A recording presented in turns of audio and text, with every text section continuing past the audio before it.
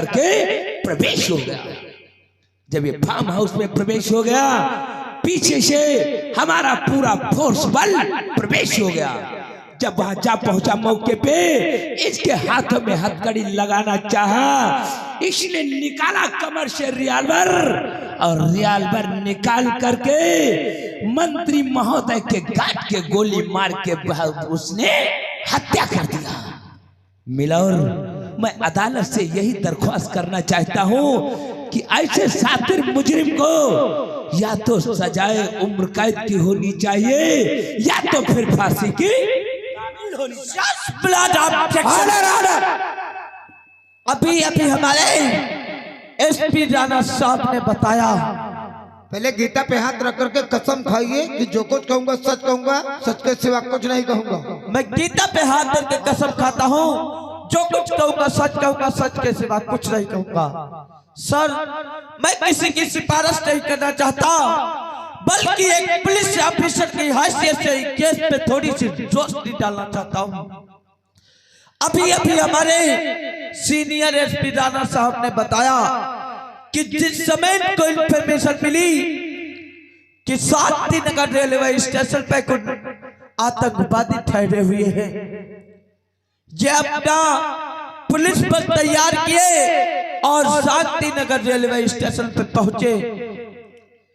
जब ये Shantinagar railway station पे पहुंचे तो इन्होंने क्या देखा कि ये राजेश नाम का आतंकवादी उसी रेलवे स्टेशन पर तैनात था।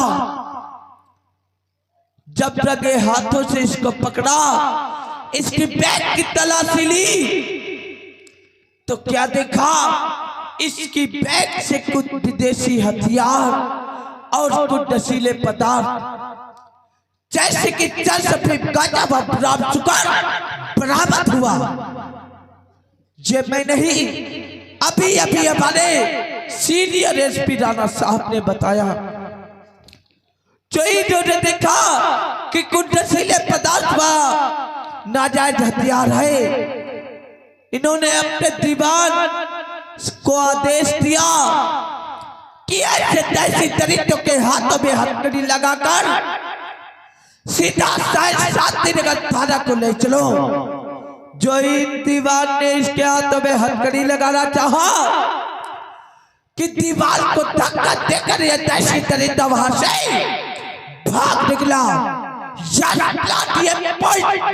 किया जाए। सर, मेरे कहने का मतलब ये है, जब राजेश को भागना ही था तो वहां से वो आसानी से भाग सकता था।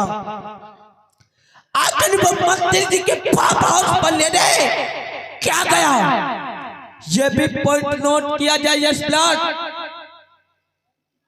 जब मंत्री जी के फार्म हाउस पर राजेश गया, उसके पीछे हमारे एसपी राणा साहब अपने पुलिस दल के साथ में भी जा पहुंचे। जो ही अपने सिपाही को आदेश दिया हथकड़ी लगाने के लिए, किसने निकाला कमर से रिवाल्वर और मंत्री जी के गांठ को गोली मारकर उसकी हत्या कर दिया। सर, मेरे कहने का मतलब ये है, जब राजेश को गोली चलाना ही था तो रेलवे स्टेशन भी चला सकता था। आखिर मंत्री जी के फार्म हाउस पर क्यों चलाया? बहुत आसानी से कह दिया हमारे जूनियर ऑफिसर इंस्पेक्टर अजय ने।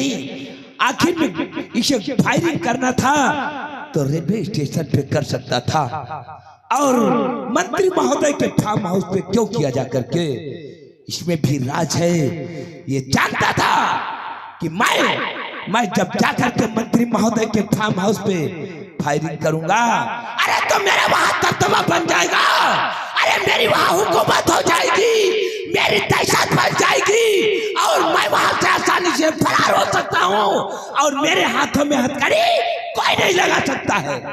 ये इसलिए वहां गोली चलाया और बेदर्दी से एक मासूम गार्ड के गोली मार के खून कर दिया।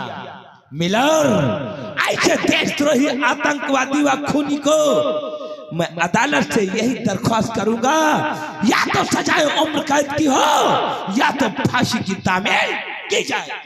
एसपी राणा, तुम्हें मालूम होना चाहिए कि तुम भारत देश के एक जाबाज सिपाही हो और अदालत पुलिस की गवाही नहीं मानती है जी। इसलिए हम तुम्हारी गवाही को खंडित करते हैं। अगर तुम्हारे पास कोई दूसरा गवाह हो तो अदालत में आकर के अपना बयान दे सकता है। मिलोर, हमारे पास चश्मदीद मौके का गवाह है। अदालत हमें इजाजत दे तो मैं पेश इजाजत। मौके वारदात के चश्मदीद गवाह मंत्री महोदय के श्रीमान नागेश्वर भाई हैं। आओ आओ नागेश्वर, पिटन बॉक्स में आकर के अपने बयानों को नोट करो। गीता पे हाथ रख करके कसम खाइए कि जो कुछ कहूंगा सच कहूंगा, सच के सिवा में कुछ नहीं कहूंगा। हम इस गीता पे हाथ रख के कसम खाते हैं, जो कुछ अदालत में कहूंगा सच कहूंगा, सच के सिवा कुछ नहीं कहूंगा। जज साहब, जब मैं अपनी हवेली से दादा ठाकुर के फार्म हाउस पहुंचा तब मैंने क्या देखा? राजेश के हाथों में पिस्टल है और दादा ठाकुर का गार्ड मरा हुआ पड़ा और गोली चलाते जज साहब हमने नहीं देखा। लेकिन अदालत से यही गुजारिश करूंगा कि ऐसे देशद्रोही आतंकवादी को और खूनी को खड़ा करके बीचों बीच चौराहे पे गोली से उड़ा देना चाहिए। अगर ऐसा कोई अदालत कानून में किताब में नहीं लिखा है तो इसे उम्र कैद की सजा सुनाई जाए, पर टोट किया जाए।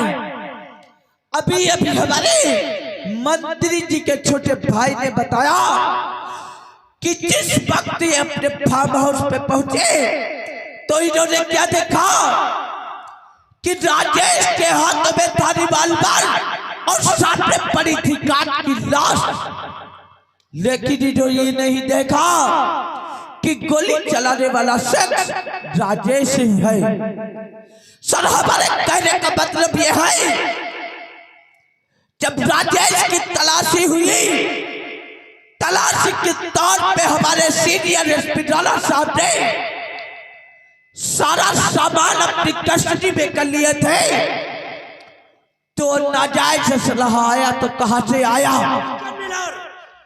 हमारे सीनियर ऑफिसर अदालत को गुमराह करने की कोशिश कर रहे हैं, जबकि मालूम हो चुका है ये देशद्रोही आतंकवादी होने के साथ साथ खूनी भी है। और एक आतंकवादी को आतंकवादी नहीं कहूं तो क्या गांधीवादी कहूं?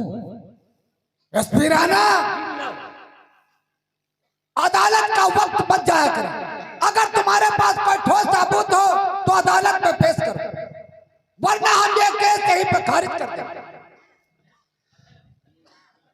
मिलोर, हमारे पास ऐसा ठोस सबूत है जिससे ये साबित हो जाएगा कि ये विटनेस बॉक्स में खड़ा मुजरिम राजेश देशद्रोही आतंकवादी ही नहीं बल्कि ये खूनी भी है।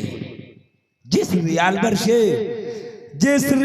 से इसने गार्ड को गोली मार के हत्या किया है, उस रिवॉल्वर पे इसके फिंगर उंगलियों के निशान पाए गए हैं और ये फिंगर उंगलियों की ये रही रिपोर्ट।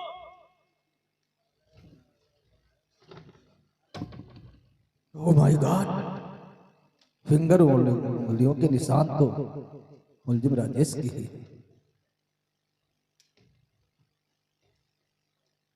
मुलजिम राजेश, तुमको सफाई में कहना चाहते हो तो कह सकते हो। जैसा हमें कहने का बचा ही क्या है, मैं आपसे फिर भी कहना चाहता हूं, मैंने किसी का खून नहीं किया, नहीं तो विदेशी हथियार, चरसफी, ब्रह्म शुगर, मैंने कोई सप्लाई नहीं किए। हमें फंसाया गया है जैसा, हमें फंसाया गया है। लेकिन आप जो मुझे सजा देना चाहते हो